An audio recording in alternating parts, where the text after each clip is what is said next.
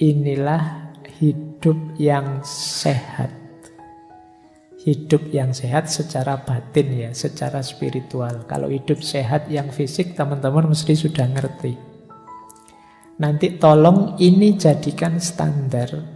Apakah problem-problem tadi yang saya sebut banyak macam-macam tadi mampu tidak membawa kita ke sini? Jadi yang pertama, hidup sehat secara spiritual itu adalah hidup yang penuh makna dan sadar tujuan. Ayo teman-teman tanyakan pada dirimu, hidupmu ini untuk apa? Tujuannya mau kemana? Ini namanya aspek meaning. Mulai tanyakan itu, kemudian coba dicek semua fasilitas, semua yang kamu mampu kamu miliki, kira-kira sudah atau belum kamu gunakan untuk mencapai tujuanmu. Nah, ini standar pertama ya. Ayo hidup yang bermakna. Bukan berarti kamu tidak boleh main HP, tapi HPmu mendukung terhadap kebermaknaan hidupmu dan realisasi tujuan hidupmu. Yang kedua, value. Value itu hidup yang menghargai kepercayaan dan tatanan. Hidup yang punya standar. Ini baik, ini buruk, ini indah, kalau itu tidak. Ini namanya value. Kita diminta untuk hidup ini punya nilai. Biasanya untuk punya makna itu harus ada yang bernilai. Apa sih nilai-nilai yang kamu unggulkan, kamu pegangi dalam hidupmu? Agama kah? Persaudaraan kah? Kemanusiaan kah? Atau apa? Kalau sama sekali tidak punya nilai, hidupmu tidak bermakna. Rasionalitas kah? Atau kekayaan kah? Atau apa? Itu namanya value, nilai. Oke.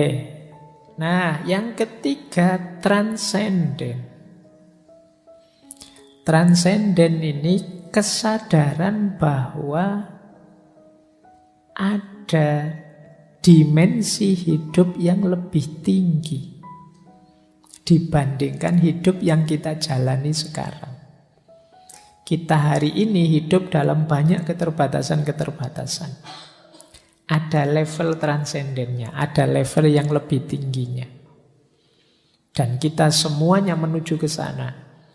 Nah, fasilitas-fasilitas tadi membantu ndak upaya kita untuk melakukan transendensi, melampaui situasi hari ini ke ranah yang lebih tinggi. Yang keempat, connecting. Connecting itu keterhubungan.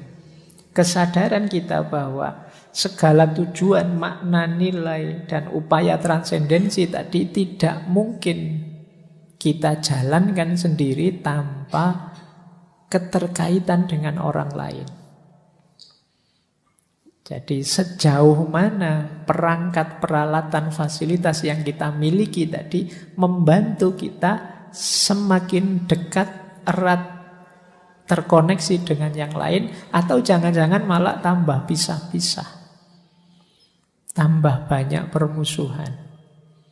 Nah, itu coba nanti dievaluasi. Dan yang terakhir, becoming.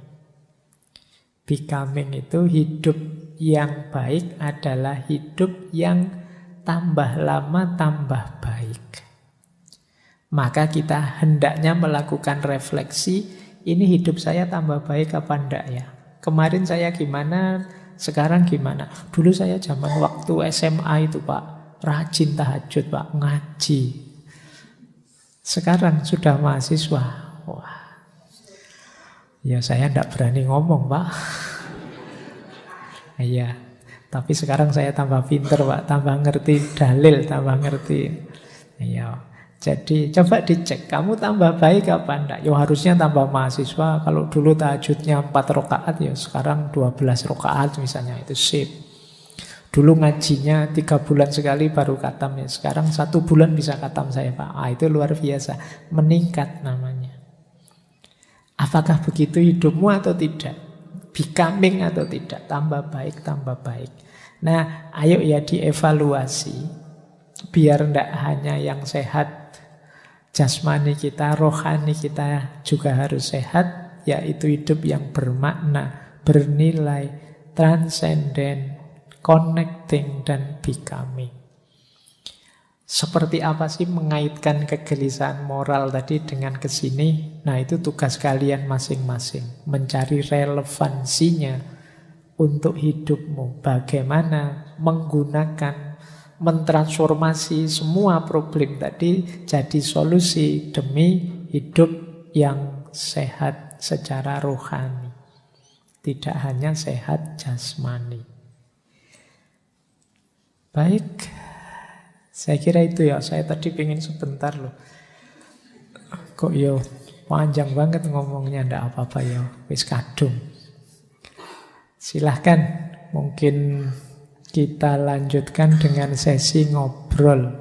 Kalau ada yang tanya silahkan, ada yang nanggapi silahkan, ada yang curhat silahkan, ada yang nembak juga silahkan. Sopo ngerti kalau di depan orang banyak gini. Yuk, monggo. Ya, silakan bagi teman-teman yang ingin dari yang putri. 1, 2 orang. Yang putra. Oke.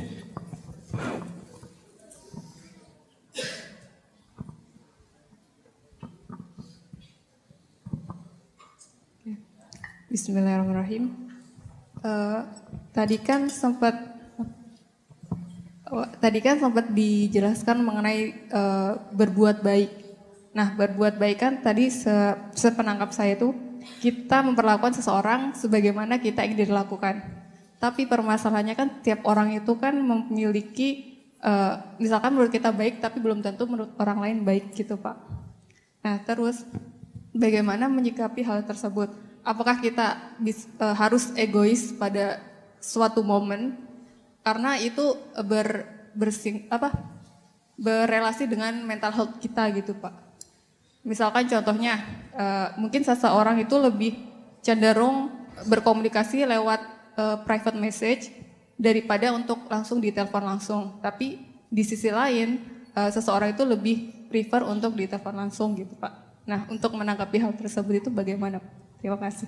Oke. Dengan Mbak siapa? Nunik. Langsung gue nanti lupa. Baik, jadi perlakukan orang lain sebagaimana engkau ingin diperlakukan.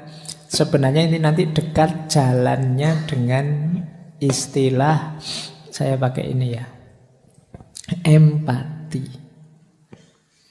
Jadi empati itu bukan kok aku berpikir yang baik untukmu seperti apa, tapi diawali dari seandainya aku di posisimu seperti apa.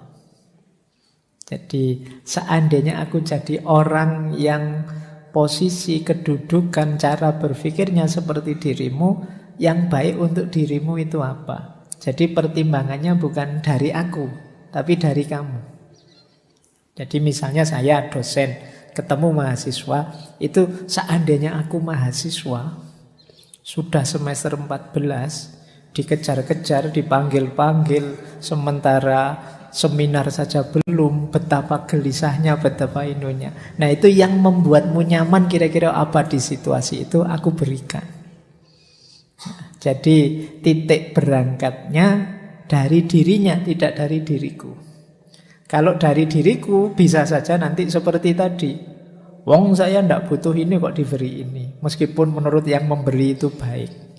Nah, jadi terjadi miss karena berangkatnya dari yang memberi, yang ingin berbuat baik. Berangkat awalnya kebaikan itu melalui empati. Jadi titik awalnya orang yang ingin kita beri kebaikan. Misalnya kita ingin berbuat baik pada misalnya masyarakat tertentu yang belum ada listriknya misalnya, terus kamu ngeyel, saya belikan kulkas Pak, saya belikan, ya buat apa misalnya tidak ada listrik. Posisikan dirimu di tempat mereka. Jadi cara berpikirnya begitu. Itu kebetulan saya bawa ada quotes. Tapi ini tadi tidak janjian loh ya pertanyaannya. Jadi tentang moralitas, human morality is unthinkable without empathy. Moralitasnya manusia itu tidak bisa terfikirkan kalau tidak tanpa empati. Jadi harus ada empatinya. Empati itu berarti transposisi, memposisikan diri kita di posisi dia. Seandainya aku di posisinya, misalnya punya pandangan seperti ini dan tidak dihargai, mestinya dia marah. Kalau gitu aku akan menghargai pikirannya. Nah, itu cara berpikirnya begitu. Jadi ya memang bukan dari kita, tapi berangkatnya dari dia. Itulah mengapa tadi kalau pakai teorinya Levinas, istilahnya kita ini melayani dia. Orang melayani itu kan dari perspektif yang dilayani, tidak dari perspektif kita. Itulah yang disebut kebaikan. Makanya tidak ada kok kebaikan itu memaksakan dari orang yang berbuat baik. Dia diawali dari pemahaman terhadap yang diberi kebaikan. Kuncinya di situ. Baik, itu ya ringkesnya. Monggo, mungkin masih ada tadi ada beberapa yang angkat tangan. Yang putra dulu. Tadi ada yang, oh ya, Kak.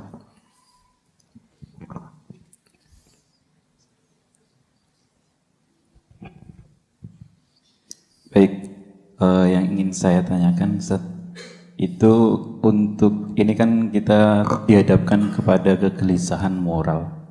Nah, kegelisahan moral ini kan udah merajalela, udah banyak sekali di masyarakat.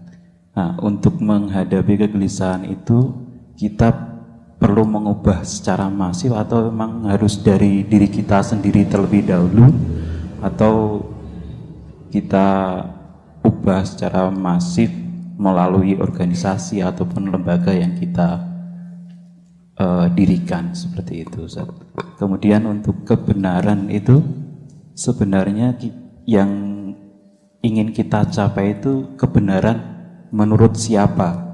Karena banyak sekali kebenaran-kebenaran yang tiap golongan itu menganggap dirinya benar, ataupun tiap madhab ataupun tiap filsuf ataupun apa itu menganggap oh ini tuh kebenaran yang saya genggam itu yang paling benar, seperti itu. Terima kasih. Dengan Mas siapa? Mas Taufik Satrio. Oke, baik. Saya jawab yang tentang kebenaran ya. Jadi yang pertama, kuasanya manusia adalah mencari, menemukan, dan meyakini kebenaran. Tetapi dia berhadapan dengan sunnatullah, bahwa manusia itu makhluk historis, makhluk sejarah yang itu sifatnya beragam, meruang dan mewaktu. Setiap orang anak ruang dan waktunya sendiri. Sehingga secara sunnatullah, pemikiran, pemahaman, penangkapan manusia terhadap kebenaran juga beragam. Jadi setiap kelompok, setiap orang yakin bahwa kebenarannya itulah yang benar. Dan tidak masalah, ya karena setiap orang yakin dengan kebenarannya, makanya kebenaran itu sifatnya plural, macam-macam. Dari sisi sosiologisnya. Loh Pak, yang benar, yang sejati itu loh Pak, yang hakiki ya. Yang sejati, yang hakiki itu setiap orang meyakini kebenarannya adalah yang sejati, yang hakiki. Di level sosial, seperti tadi saya bilang, Al-Quran pasti benar, agama kita masing-masing pasti benar, tapi pemahaman kita, penangkapan kita, penafsiran kita tidak pasti benar. Bisa keliru. Imam Syafi'i saja punya qaul qadim dan qaul jadid. Apa Imam Syafi'i terus tidak konsisten? Tidak. Ada ruang dan waktu yang dinamis, yang berubah situasinya. Kadang-kadang ada sesuatu itu kita yakin benarnya, tapi dinamika hidup berubah. Misalnya zaman pandemi kemarin, sebelumnya kan kita diyakinkan bahwa sholat jamaah di masjid itu lebih utama. Begitu pandemi, teorinya dibalik. Sholat di rumah itu lebih utama. Oh, ini kan berubah drastis. Kalau kita hanya berhenti di satu kebenaran, tidak mempertimbangkan ruang dan waktunya, itu kadang-kadang kita jadinya seperti tadi yang saya sebut jumud tadi. Tidak peduli dengan ruang dan waktu. Apa tidak boleh Pak kita meyakini kebenaran kita? Boleh. Sambil tetap menyadari yang lain mungkin menangkap kebenarannya secara berbeda. Jadi ini penting ya, hari ini banyak orang yang tidak salah dia menganggap bahwa yang dia yakini adalah yang benar. Tapi yang jadi masalah adalah dia kemudian agresif pada yang lain, yang dianggapnya salah. Loh, menganggap pandangan orang lain salah itu tidak masalah. Loh, karena saya anggap pikiranku benar, berarti yang lain salah. Menurutku itu tidak masalah. Yang masalah agresifnya. Jadi terus menyerang, menyalah-nyalahkan, nuduh-nuduh, fitnah, mengkafirkan kalau sesama agama dan lain sebagainya. Yang problem di sini, kamu meyakini saudaramu, wah kalau saya berpikiran begitu sudah kufur. Tidak masalah, tapi tidak harus kamu terus agresif, kamu deklarasi, kamu tunjuk-tunjukkan ke orang, ini loh orang kafir. Beda lagi ceritanya kalau sudah begitu. Jadi bahwa kamu meyakini satu kebenaran, ya niscayalah manusia itu memegangi kebenaran sejauh yang dia mampu masing-masing. Tapi juga jangan lupa orang lain mengalami proses yang sama, meskipun mungkin saja hasilnya berbeda. Dan itu kan sudah disampaikan juga oleh Allah. Wa ja'alnakum syir'atan wa minhajan. Allah juga, kalau Allah mau, semua manusia ini hanya satu keimanannya. Tapi kan Allah menghendaki skenario sesuai yang sekarang terjadi. Ini sebenarnya tantangan-tantangan besar kita hari ini. Ini problem yang saya sebut di awal tadi. Kekakuan dalam berpikir. Yang sering jadi sumber masalah kita hari ini kan sering sekali konflik muncul karena kita tidak tahan ada yang berbeda. Perbedaan itu rahmat kalau kita kuat menanggungnya. Jadi banyak orang yang tidak kuat menanggung perbedaan sehingga melahirkan konflik-konflik. Tidak hanya antar, bahkan juga internal kalangan sendiri juga kadang-kadang kita tidak tahan. Ada yang berbeda. Jadi bahwa kalian menganggap saya yang benar Pak, yang lain salah, itu tidak masalah. Yang masalah di level sosialnya ketika kalian agresif tadi. Ini sering jadi sumber konflik. Dan nanti mungkin teman-teman bisa merefer. Dulu pernah kita membahas tentang kematangan beragama. Bagaimana bergaul, kalau ini kebenaran agama ya, secara matang. Tidak bergaul yang kekanak-kanakan. Jadi prinsip-prinsip pergaulan antar kebenaran ini menurut saya penting hari ini kita sadari. Karena banyak orang yang skillnya di sini agak lemah. Sehingga dia gelisah terus ketika ada yang berbeda dengan dirinya. Ketidakpenerimaan kita terhadap adanya perbedaan ini kan khawatirnya juga ketidakterimaan kita terhadap ketetapan Allah bahwa hidup ini secara sunnatullah pasti berbeda-beda. Baik, saya kira itu ya Mas, cara memahaminya. Yeah. Yang kedua tadi merubah kegelisahan moral itu dari pribadi atau dari kelompok. Oh iya, itu yang belum. Yang pertama tentu saja dari diri kita. Katanya Gandhi, be the change you want to be. Kalian ingin dunia ini seperti apa? Pertama-tama dirimu sendiri ubahlah. Jadi jangan, kalau saya nanti saja Pak, saya ini levelnya masih menasehati orang. Jadi biar orang baik dulu, saya nanti saja. Nggak mungkin efektif nasihatmu. Jadi nasihat itu kalau dilakukan oleh orang yang menjalani, mengalami langsung, itu frekuensinya lebih nyambung. Mungkin pernah saya ceritakan di berbagai kesempatan ya, ceritanya Mahatma Gandhi. Saya ulang lagi tidak apa-apa, biar waktunya cepat jam 10. Jadi kata Gandhi, suatu ketika ada ibu-ibu datang ke Gandhi, dia punya anak. Anaknya ini sedang sakit yang mengharuskan dia tidak makan garam. Si ibu ini agak stres, anaknya disuruh tidak makan garam itu susah. Kayak kalian lah, kalau tak larang makan gorengan itu kan ya berat. Nah, dia bawa ke Gandhi.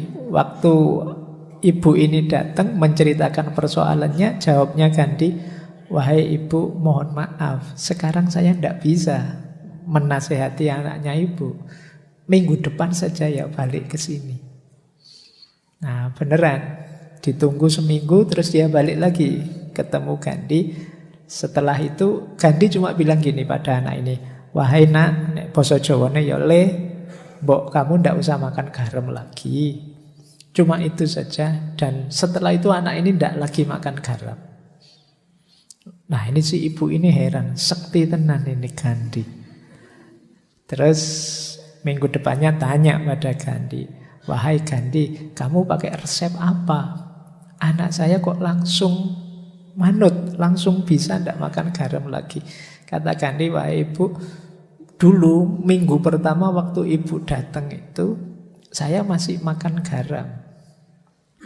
Kalau saya yang masih makan garam kok nasihati anak ini untuk tidak makan garam, tidak sinkron, tidak nyambung." Jadi kayak kita masih tukang bohong kok nasihati orang kamu jangan bohong ya, tidak nyambung. Kita masih sering bohong. Nah setelah itu Gandhi puasa, tidak makan garam seminggu itu, akhirnya ya bisa menasihati anak tadi.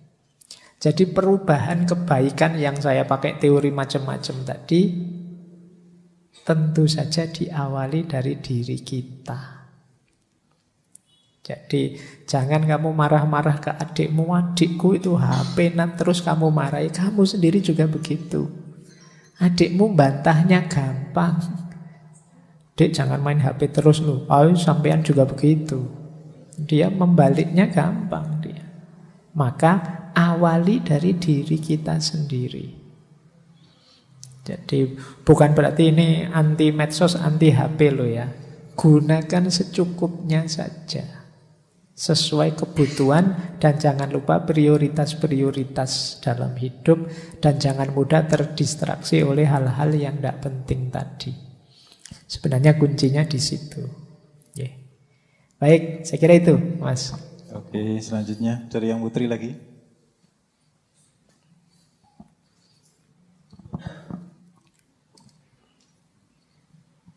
Baik, terima kasih. Saya Ella Indah. Ngapunten Pak sebelumnya, mungkin ini agak curhat ya. Jadi saya itu bingung apakah moral itu sebenarnya berbanding lurus dengan tingkat pendidikan, karena teman-teman saya itu banyak yang cerita kalau teman sekelasnya itu banyak yang toksik.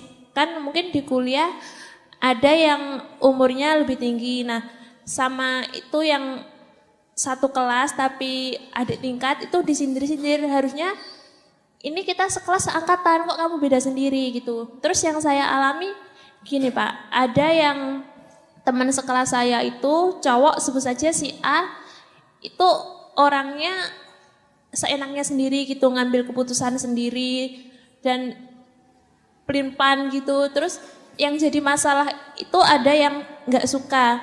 Nah teman saya yang nggak suka ini secara terang-terangan bilang kalau nggak ada loh yang suka sama kamu di kelas ini. Itu faktanya memang begitu, tapi teman-teman yang lain tuh nggak ngomong kalau nggak suka sama dia. Nah si ini tuh yang teman saya cewek satunya itu bilang ke gitu, dan itu di tempat umum Pak. Bahkan dia itu bilang aku mau nasihatin kamu tapi dalam satu forum besar Pak. Nah Terus yang jadi masalah lagi ketika diskusi di kelas waktu ada matkul, mereka itu masih kayak sindir-sindiran gitu kan Pak. Harusnya kalau diskusi ya udah diskusi aja membahas mengenai materi. Nah, mereka itu diskusinya sampai sindir-sindiran dan itu sering banget terjadi, bahkan hampir setiap mata kuliah seperti itu Pak. Saya bingung gimana itu, saya cuma diem, saya harus bersikap seperti apa begitu Pak. Terima kasih. Oke.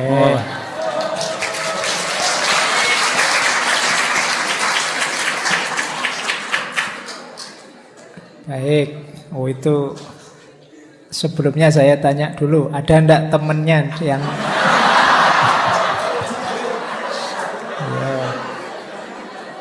Oke ya, yang jadi temennya sadarlah.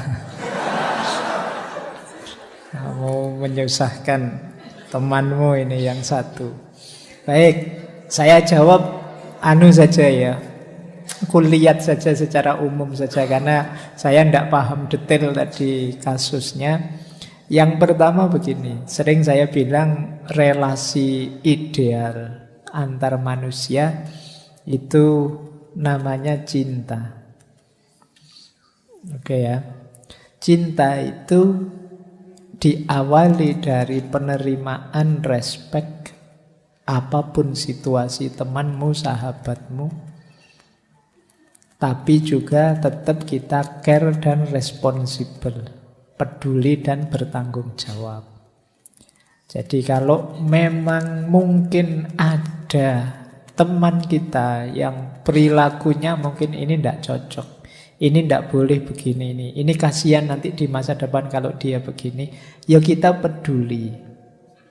Peduli itu ya entah dengan cara apa, bareng-bareng saling memperbaiki. Jadi kalau makanya agama itu kan menyuruh kita watawasau bil haq, watawasau bis sabr, selain wata'awanu alal birri wat taqwa. Jadi ayo kita jalin yang baik, jangan saling tidak peduli. Ada beda ya antara saling menerima dengan saling tidak peduli. Meskipun mungkin manifestasinya sama. Mungkin manifestasinya sama-sama membiarkan. Yang satu membiarkan karena aku terima apapun kondisimu karena engkau temanku. Ada yang aku cuek, suka-suka kamulah asal nggak ganggu aku. Nah, yang kedua ini berarti belum ada saling mencintai, saling peduli. Yang pertama ini ada kepedulian, ada kepenerimaan. Jadi ini jadikan dasar pergaulan dengan siapa saja. Ya memang orang itu macam-macam tipe dan wataknya. Mungkin tidak harus ekuivalen dengan tingkat pendidikannya. Ada loh yang sudah kuliah S3 tapi nyebelinnya luar biasa. Ya, yang S1 disuruh ngalah terus, mungkin ada juga yang begitu. Jadi pendidikan tidak ekuivalen meskipun knowledge kan, pengetahuan dalam arti kesediaan saling memahami antar teman itu jadi kunci. Pinternya seperti apa kalau tidak mau saling memahami ya sulit untuk menjalin hubungan kebersamaan yang ideal. Jadi saling memaklumi, saling memahami, kemudian saling membantu meningkatkan kualitas masing-masing bareng-bareng. Ini hubungan yang enak. Nah, jadi saran saya, nikmati saja kebersamaanmu karena kalian umur-umur sekian itu tidak lama. Iya kan setelah ini kamu dewasa. Jadi kalau masih kuliah itu kan apalagi yang putri mungkin nanti kuliah, lulus, menikah itu kalian akan merindukan masa-masamu kuliah ini. Nanti kalau reuni baru terasa, wah coba dulu kamu ndak jual mahal misalnya. Nah, nanti ketahuan di situ. Jadi ayo dinikmati saja, disyukuri, kemudian jalin level cinta ini. Tidak saling mengeluh terhadap apapun situasi bersama, saling membantu, saling memaklumi, saling tadi ya memahami, ta'awun dan tawasaunya jalan. Insya Allah nanti jadinya kebersamaannya membawa manfaat, maslahat, barokah untuk bareng-bareng. Jadi kuncinya di situ. Jadi tidak masalah. Yang pertama tadi berarti rumusnya terima apa adanya dulu, dimaklumi dulu. Setelah itu dipahami kenapa kok dia begitu. Jangan-jangan ini suudzonku saja yang tadi dia aneh-aneh itu. Sebenarnya ya dia sama mindernya sama aku, jadi sama ndak pedenya. Kadang-kadang kan defense mechanism tadi. Orang itu kalau ndak pede terus gayanya aneh-aneh.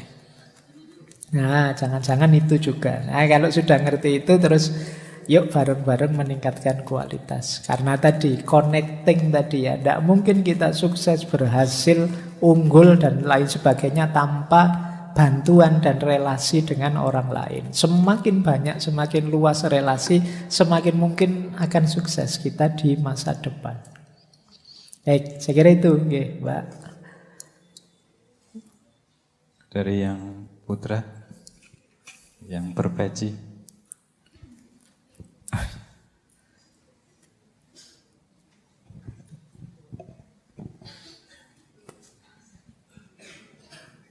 Bismillahirrahmanirrahim. Mungkin saya mau menanggapi yang kepercayaan tadi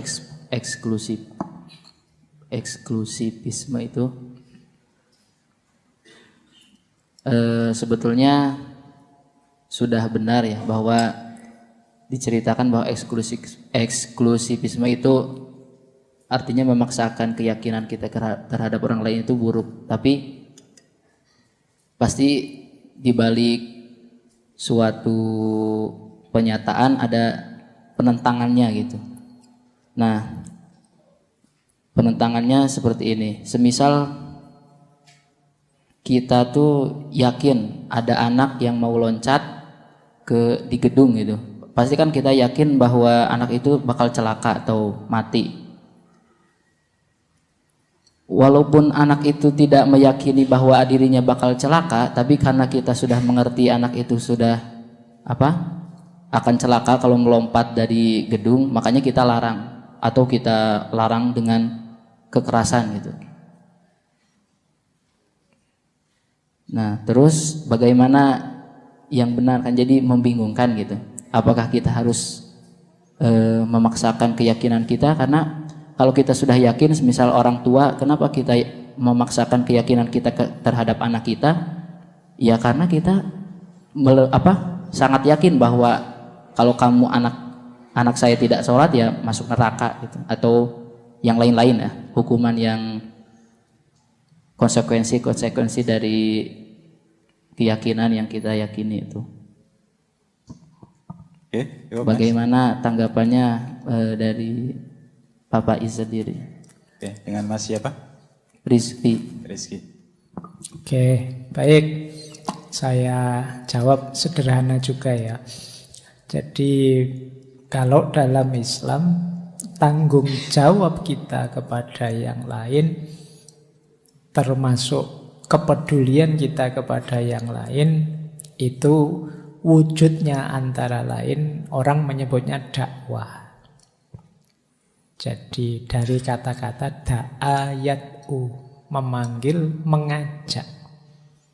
Jadi kita itu kalau peduli dengan wah saya benar ini, saya yakin temanku itu keliru. Nah itu kewenangan kita kepada dia itu mengajak, mengingatkan.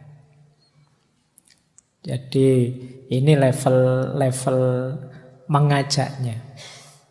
Jadi karena kadang-kadang jalan dakwah, jalan mengajak yang keras, memaksa, itu hasilnya tidak seperti yang diinginkan. Orang bisa tidak jadi sadar, bisanya malah resisten, marah. Tapi ya tetap saya paksa, Pak. Saya ada beberapa pengalaman, ada orang tua yang memaksa anaknya untuk menghafalkan Al-Quran. Ini baik, luar biasa baik. Tapi karena jalannya memaksa, akhirnya apa? Anak ini mungkin hafal banyak surat, banyak ayat, meskipun tidak sampai 30, tapi dia tidak cinta dengan Al-Quran. Karena pengalaman dia dengan Al-Quran adalah pengalaman yang traumatik. Dipaksa. Orang bisa dipaksa sholat, tapi dipaksa meyakini benarnya sholat tidak bisa. Untuk dia sadar benarnya sholat harus diajari pelan-pelan, sehingga dia sadar mau sholat. Nah, ini gunanya dakwah. Makanya rumusnya di surat Al-Asr itu watawasau bil haq, tapi juga watawasau bis sober. Iya kita ajak, tapi pelan-pelan. Lah kalau tetap tidak mau Pak, sudah saya ajak loh Pak, saya tetap tidak mau. Kalau bahasanya Al-Quran, innaka lan tahdi man ahbabta. Jadi bukan engkau yang memberi hidayah, Allah yang memberi hidayah. Jadi tugasmu selesai. Ini kan ayat ini turun ketika Nabi prihatin tidak mampu mengajak, ada yang diajak masuk Islam tidak mau. Kata Allah, ya innaka lan tahdi man ahbabta, bukan engkau yang memberi hidayah. Jadi kewenangan kita mengajak, mengarahkan, nuntun. Kalau yang diajak tidak mau, yang dituntun tidak mau, ya sudah. Yo kita harus sabar juga, tetap pelan-pelan. Sopo ngerti lama-lama dia sadar, kita juga jangan putus asa. Tapi strategi keras itu tidak akan menyadarkan. Orang mungkin terpaksa, tapi kesadaran dan kemauannya sulit untuk bisa dibangkitkan melalui paksaan. Ya seperti gambaran saya tadi. Jadi kalau kamu tidak sholat, tak pukuli lo, tak anui lo. Ini kalau untuk anak-anak yang pikirannya belum utuh, itu mungkin efektif. Tapi orang tua di kayak gini tidak bisa. Kalau kita punya teman misalnya sama-sama mahasiswa kok tidak sholat, itu kita pakai kekerasan bisa urusan polisi. Kalau kamu tidak sholat tak pukuli lo. Kalau kamu urusannya polisi kalau sudah itu. Nah, jadi rumusnya itu. Makanya Rasulullah itu memberi rumus.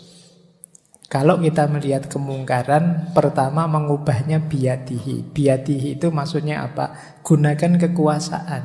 Kekuasaan itu berarti yang di bawah kuasa kita bisa kita mainkan. Karena kamu anak buah saya, yo di sini setiap zuhur harus sholat ya. Ini biliat, menggunakan kekuasaan. Tapi bukan kekerasan. Kalau tidak mau ya silahkan tidak kerja di sini. Nah ini namanya kekuasaan. Kalau memang di luar kuasa kita, yo bilisanihi, dinasehati, dipahamkan dan lain sebagainya. Kalau memang tidak mampu ya saya bilang tadi itu sudah bukan tanggung jawab kita. Jadi kita bil kolbi, jadi ya wis mau gimana lagi, menurut saya engkau keliru. Yang saya yakini ini loh yang benar, ya sudah.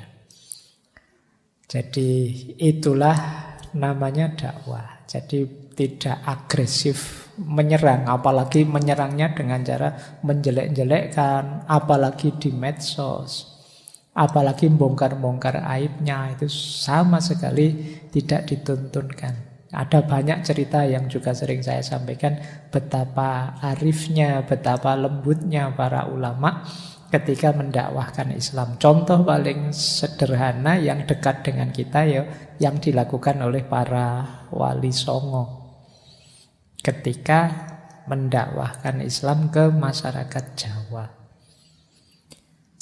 Baik, saya kira itu untuk pertanyaan tadi. Ya, satu lagi terakhir ya, dari sini. Dulu.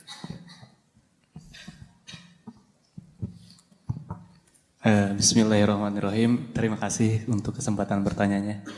Saya ingin bertanya perihal ini Bapak Iz. Ada beberapa hal yang saat ini menjadi keresahan, bukan keresahan sih, ada hal yang ingin saya ketahui. Seperti ketika saya kesini, saya mendapatkan begitu banyak energi positif, aura-auranya dari suara, dari maupun dari tampang Bapak Iz. Saya baru pertama kali sungguh sangat memberi energi positif. Nah mungkin ada beberapa orang yang bisa memberi aura-aura positif itu kepada saya. Mungkin ini sangat subjektif ya. Tapi saya ingin mengetahui apa sih yang bisa membuat orang itu bisa menyebarkan energi-energi positifnya itu. Memberi kita semangat. Walaupun itu di media sosial, ada beberapa orang yang dapat memberi saya energi positif meskipun dalam virtual gitu. Itu kan sungguh sangat luar biasa, sangat menembus ruang dan waktu. Itu bagaimana mungkin Pak Is? Nama saya Abraham Kindi. Terima kasih. Oke, jawabnya susah iki. Ya, kalau pakai jawaban teologis ya jawabnya wah semuanya dari Allah. Tapi begini, mungkin siapa tadi? Mas Abraham. Coba ya didengarkan waktu saya ngaji The Law of Attraction. Jadi hukum tarik-menarik. Itu kenapa sih kita cocok dengan orang tertentu, tidak cocok dengan orang yang lain. Saya kalau Ustadz ini senang, kalau Ustadz itu tidak terlalu nyambung meskipun. Nah ini mungkin hubungannya dengan frekuensi, vibrasi dan lain sebagainya yang mungkin setara. Jadi yang Mas Abraham impikan, inginkan, idealkan itu nyambung dengan beliau-beliau yang mungkin didengarkan di YouTube dan lain sebagainya. Sehingga ya kayak radio itu kalau gelombangnya nyambung kan suaranya jelas, kemudian tidak kemeresek. Nah, mungkin bisa begitu. Jadi karena memang kita satu frekuensi. Kalau yang tidak satu frekuensi kan mungkin banyak yang roaming juga. Ini ngomong apa Pak Faiz itu. Kalau saya tidak diajak teman juga tidak ke sini, mending ngaji. Bisa begitu. Kenapa? Tidak sefrekuensi. Jadi antara visi, keinginan, ideal yang kalian cita-citakan tidak di situ, tidak begitu. Bukan berarti dia jelek atau beliau keliru, tidak bagus, tidak. Mungkin bagus, tapi kalau bahasanya anak hari ini bukan tipeku. Jadi, nah kenapa kalau ketemu saya meluap-luap? Mungkin karena memang nganggapnya tipe. Wah berarti Pak Faiz tipeku. Meskipun saya lebih suka dari sana yang tipe itu, tidak yang dari sini. Oke, jadi begitu Mas. Tapi kalau saya apapun itu, kalau itu kebaikan ikuti saja. Nikmati dan syukuri saja. Alhamdulillah loh sampai misalnya tertarik ke Ustadz ini, Pak Yai itu, beliau yang di YouTube ini, itu enggak. Alhamdulillah karena ini kan urusan kebaikan semua. Semangat belajar itu kan kebaikan, tentang ilmu, tentang nambah wawasan, tentang pencerdasan, ini kan luar biasa. Sampai enggak terdorong ke frekuensi-frekuensi yang enggak beres itu, misalnya yang video-video apa gitu kan, yang dikit-dikit minta linknya mana gitu, sampai tidak suka ke situ. Nah, alhamdulillah tidak tertarik ke sana, tertariknya ke yang bagus-bagus ini, yang ilmu, yang kajian itu bagi saya perlu disyukuri. Karena banyak juga di antara teman-teman ini yang frekuensinya ada di situ-situ. Nah, maka ya meskipun saya bilang ya ini juga bukan harga mati. Jadi teman-teman jangan, Pak, kalau saya kok tidak ada rasa ya Pak. Tapi kalau itu kebaikan mungkin rasanya tidak terlalu intens, tapi ditekuni saja, diistiqomai, lama-lama rasa itu akan muncul. Mungkin tidak sekuat Mas Abraham, ada yang saya itu masih belum dapat passionnya Pak. Ya tidak apa-apa, betapapun belajar ngaji itu baik, ditekuni saja, diikuti saja, insya Allah. Ketika istiqomahnya muncul, dia akan menjelma jadi karakter. Paling tidak karakter suka belajar, suka nambah wawasan. Ini pun sudah alhamdulillah. Baik, saya kira itu Mas Abraham. Nanti diputar lagi ulang tentang law of attraction-nya di beberapa bagian saya menjelaskan. Sampun? Nggih. Wah. Baik ya teman-teman, saya kira itu untuk malam hari ini. Insya Allah minggu depan kita awali dengan tema yang baru. Di akhir tahun ya saya masih belum terbayangkan temanya apa. Apapun temanya, semoga teman-teman bisa mengistiqomahkan belajar, mengistiqomahkan ngaji. Apapun temanya, Dan mohon maaf mungkin temanya tidak seperti yang dibayangkan teman-teman, kan masing-masing punya permintaan, punya keinginan macam-macam tema. Ya yang jelas pertama tema itu yang saya menguasai, saya mengerti, jadi mungkin ada permintaan macam-macam yang saya belum terlalu menguasai, jadi belum diangkat. Mungkin pada saatnya kalau saya merasa sudah cukup, wawasan saya tentang itu akan saya angkat. Jadi yo perlu dimaklumi saya juga tidak ngerti segalanya. Bukan wali yang ilmunya langsung dianugerahkan Allah, ndak. Ya pakai baca-baca buku juga, baca-baca kitab juga. Baik, saya kira itu. Insya Allah kita ketemu lagi minggu depan. Kurang lebihnya mohon maaf. Wallahul muwaffiq, wallahu a'lamu bissawab. Wassalamualaikum warahmatullahi wabarakatuh. Waalaikumsalam warahmatullahi wabarakatuh.